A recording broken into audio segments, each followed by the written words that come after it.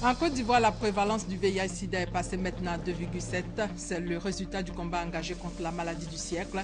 Message du chef de l'État à l'occasion de la 5e session du Comité national de lutte contre le sida. Et c'est justement pour son engagement dans la lutte contre le VIH-Sida que l'épouse du chef de l'État a été honorée hier. Dominique Ouattara a été nommé ambassadeur spécial de l'ONU-Sida. Les temps forts dans ce 13h.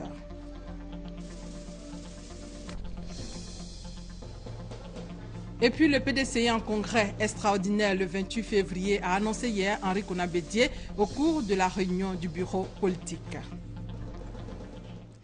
Bienvenue à tous. La Côte d'Ivoire est sur la bonne voie dans son combat contre le VIH-Sida.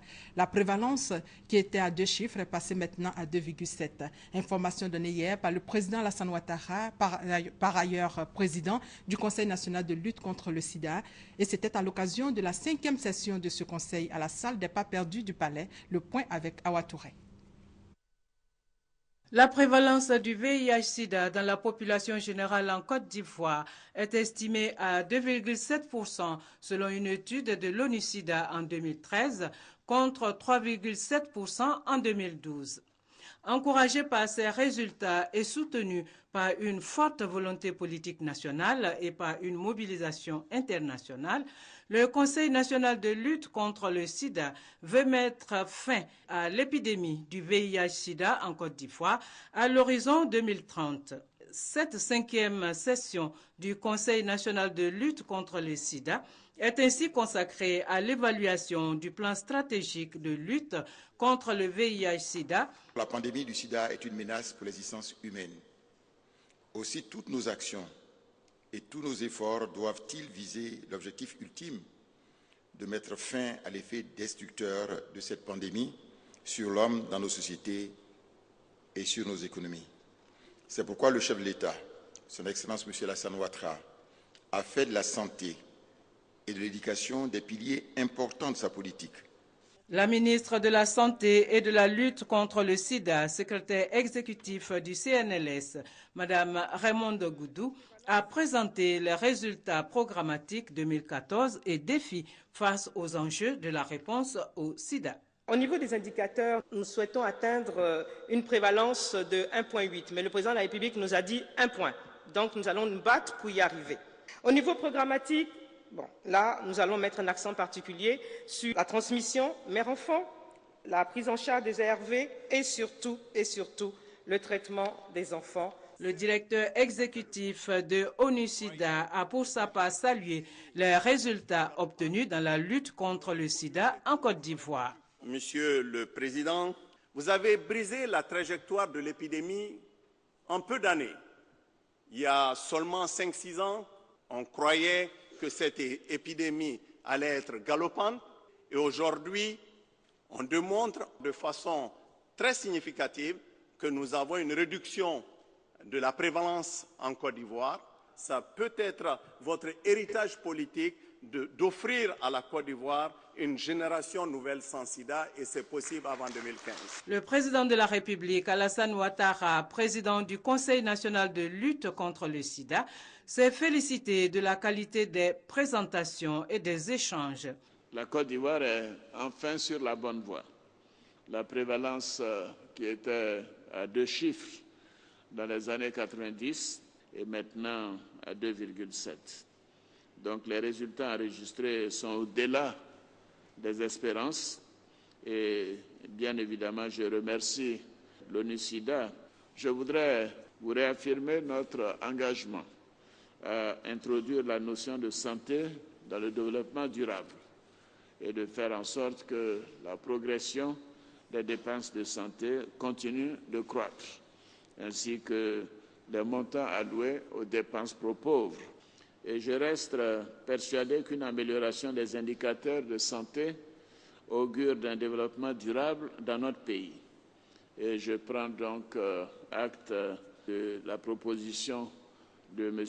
Michel Sidibé de faire en sorte que, dans le cadre de l'émergence, la génération future de Côte d'Ivoire soit effectivement une génération sans sida.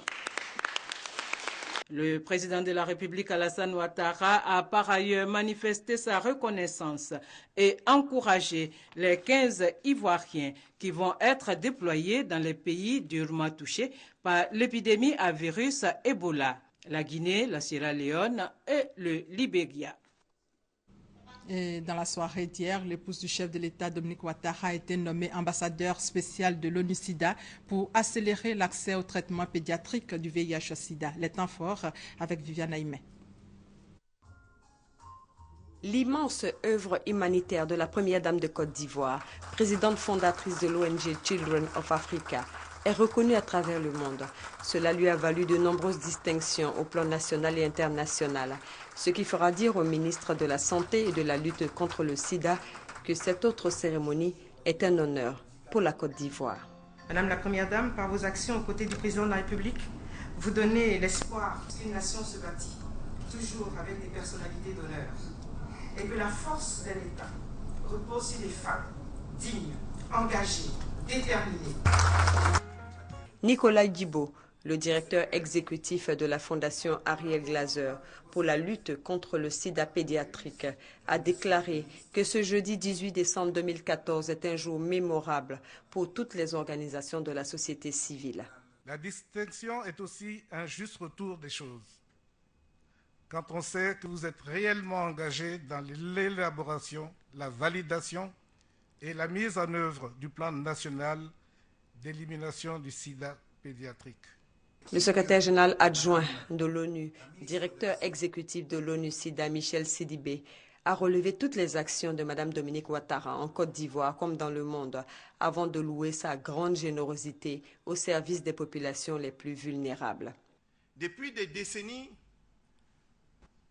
ma sœur, mon amie, Mme Ouattara, n'a cessé de se battre sur tous les fronts pour porter la voix des sans-voix, pour certainement protéger les laissés pour compte, pour aider les démunis.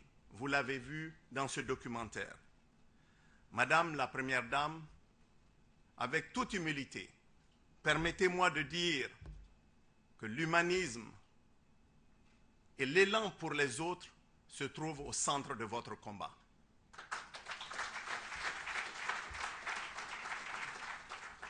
Vous n'êtes pas de ceux qui aiment faire de la rhétorique. Vous êtes une personne pragmatique, une personne qui veut poser des actes concrets. Et vous l'avez fait éloquemment. Un film retraçant la carrière professionnelle remarquable de la présidente fondatrice de Children of Africa a été projeté. Une carrière professionnelle brillante, débutée en 1979 et qui s'est transformée en action humanitaire d'envergure. Madame Dominique Ouattara a remercié l'Organisation des Nations Unies pour cet insigne honneur. Mais avant, elle a rendu un hommage à son époux, le président Alassane Ouattara. J'aimerais vous remercier sincèrement pour tous les hommages bienveillants qui m'ont été rendus tout au long de cette belle cérémonie. Je voudrais à mon tour saluer des personnalités qui m'ont soutenue et qui partagent ces valeurs d'amour et de solidarité auxquelles je crois. En premier lieu, mon cher époux, le président Alassane Ouattara. Son amour, ses encouragements et ses conseils avisés m'ont donné l'envie d'y croire et la force d'y arriver. Merci mon chéri pour ton soutien, merci pour ta présence à mes côtés. Monsieur le directeur exécutif de l'ONU-SIDA, chers frères, je mesure amplement la valeur de cette reconnaissance autant que la responsabilité qui en découle, et c'est avec grand plaisir que je l'accepte. Le choix porté sur ma personne pour cette distinction, en reconnaissance de mon action humanitaire et plus précisément en faveur du couple mère-enfant, m'honore grandement. Je voudrais vous en remercier du fond du cœur. Je voudrais également vous adresser toutes mes félicitations pour la lutte que vous menez d'arrache-pied contre le VIH-Sida. En effet, vous avez su imprimer avec brio votre dynamisme à l'institution que vous dirigez. Sous votre houlette, la lutte mondiale engagée contre le sida est en train de porter ses fruits, notamment grâce à une coalition à la dimension du fléau que vous formez en ralliant toutes les énergies favorables à la cause. En ce qui me concerne, mon engagement et mes actions ont retenu votre attention et je puis vous assurer, Monsieur le Directeur exécutif, que la distinction que l'ONU-SIDA m'attribue ce jour à travers votre personne sera un catalyseur de mon engagement pour l'élimination du VIH-SIDA. Distingués invités, Mesdames et Messieurs, toutes actions engagées contre la transmission mère-enfant du VIH-SIDA en Côte d'Ivoire, en Afrique ou dans le monde trouveront auprès de moi un écho favorable. C'est un combat auquel je me suis engagée et je m'y tiendrai jusqu'à ce que nous puissions offrir à nos enfants une enfance sans sida. Personne n'a été oublié dans les remerciements de la Première Dame de Côte d'Ivoire, nouvelle ambassadeur spéciale de l'ONU-SIDA pour la promotion du traitement pédiatrique du VIH, qui avait à ses côtés Mme Henriette Konan-Bédié, la présidente de l'ONG Servir. Reportage signé Abiba Dambélé-Savi. Il faut dire que depuis 1979, la Première Dame est engagée dans les actions humanitaires.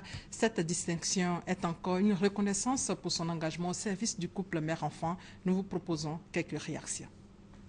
Je suis très enchanté. Je voudrais bien évidemment féliciter Dominique, lui dire que c'est bien mérité.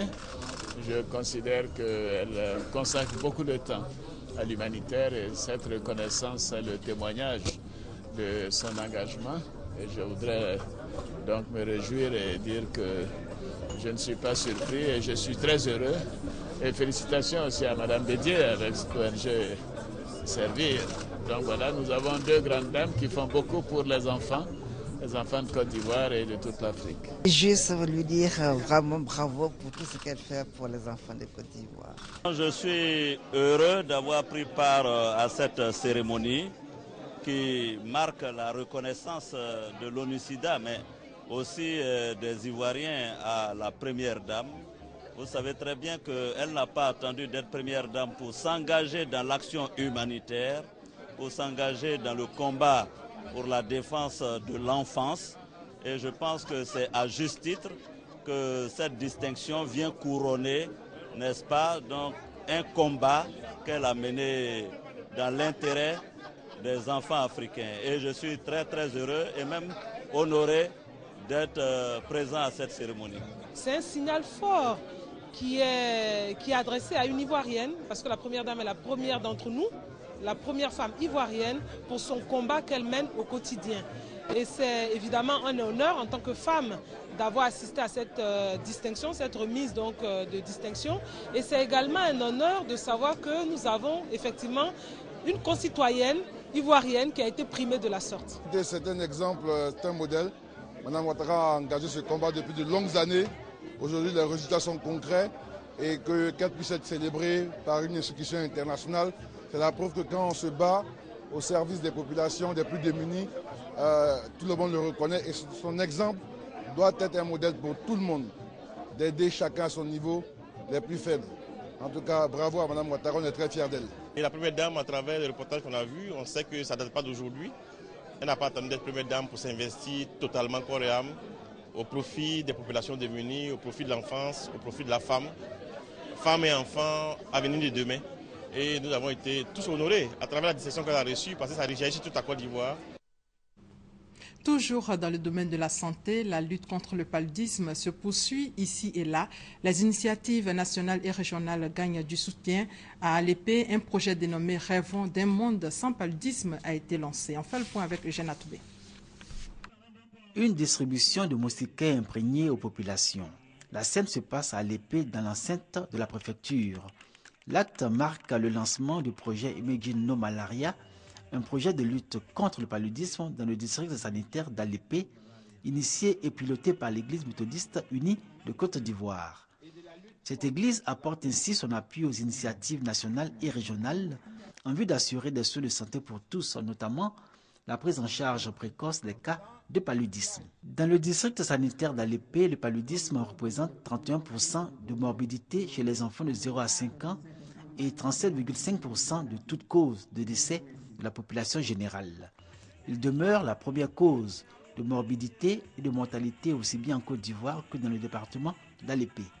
Le projet Imagino Malaria est exécuté en partenariat avec la direction départementale de la santé d'Alépé qui veille à la distribution et à l'utilisation des moustiquaires imprégnés. Dans le cadre de la lutte contre Ebola, le secrétaire général des Nations Unies, Ban Ki-moon, est au Libéria ce vendredi matin, première étape d'une rapide tournée en Afrique de l'Ouest dans les pays touchés par la fièvre hémorragique. Hier soir, Ban Ki-moon a vu l'équipe de l'Agence de l'ONU pour la réponse à Ebola basée à Accra. À l'Assemblée nationale, il y a eu ce matin la clôture de la session ordinaire. Cette cérémonie, qui a coïncidé avec la clôture de l'année parlementaire 2014, a été marquée par un discours de Guillaume Soro. Le président de l'Assemblée nationale a fait à la fois le bilan de la session budgétaire et des activités parlementaires au titre de l'année 2014.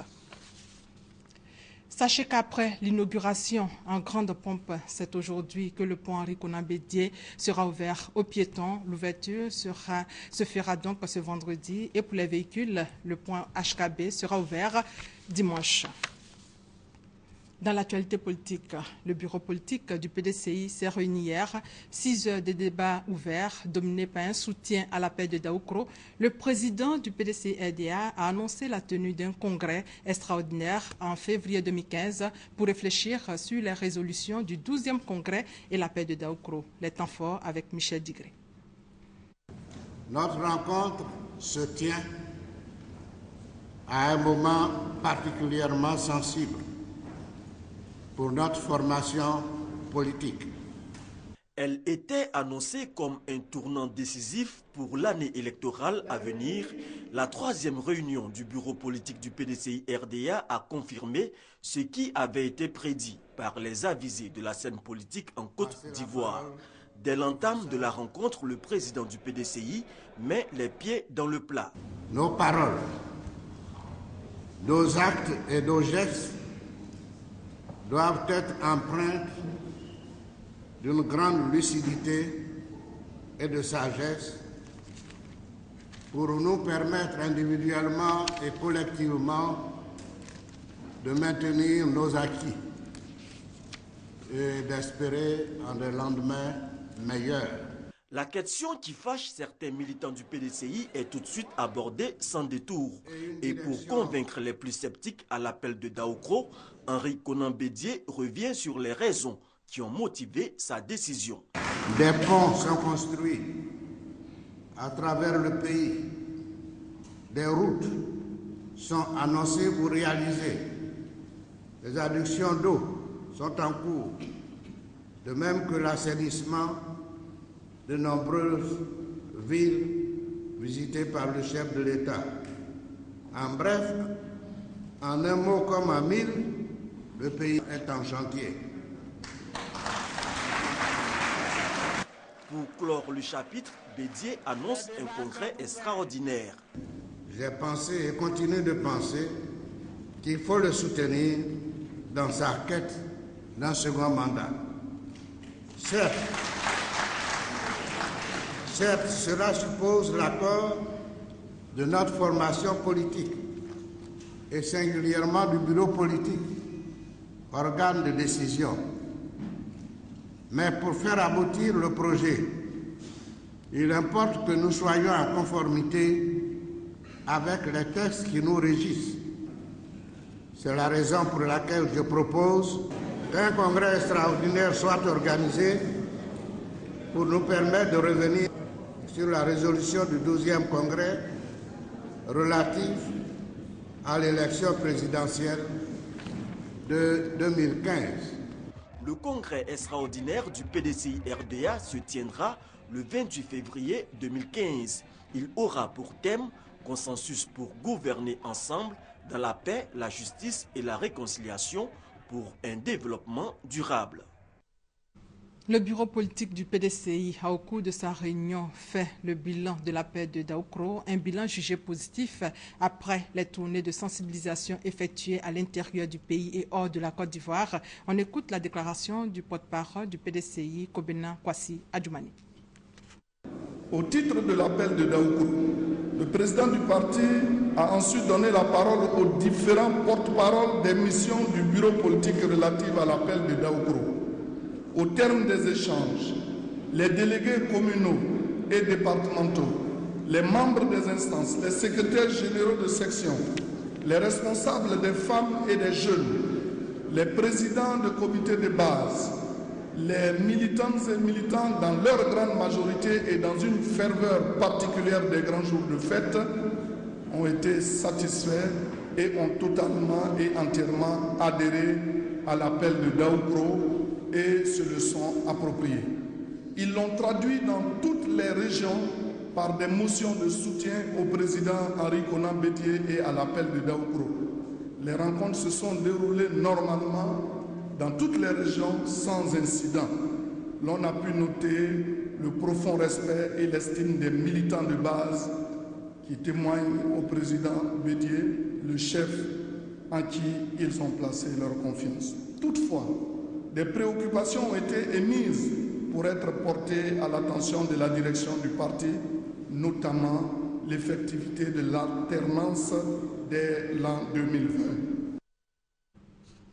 Et c'est finalement le 26 décembre que le verdict du recours de Pascal Affi-N'Guessan, président du FPI, sera connu.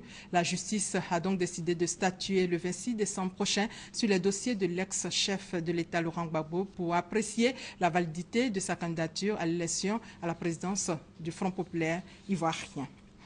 Le comité de gestion locale du parc national de la Comoé a tenu récemment à Dabakala sa 3e session ordinaire de l'année. Cette rencontre a dressé le bilan de la lutte contre l'orpaillage clandestin dans le parc national de la Comoé. On fait le point avec Mamadou Kwasi.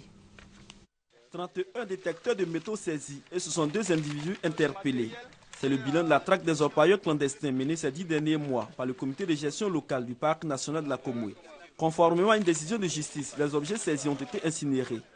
Contre les auteurs de cette activité illicite, des peines d'emprisonnement allant de 6 à 8 mois ont été prononcées. Le directeur de la zone nord-est de l'Office ivoirien des parcs et réserves EIPR, le commandant Yao Roger Kokou, a présenté une analyse de cette pratique. Pour y faire face, il suggère l'intensification des campagnes de sensibilisation, le renforcement des patrouilles motorisées et la réhabilitation de postes fixes autour du parc.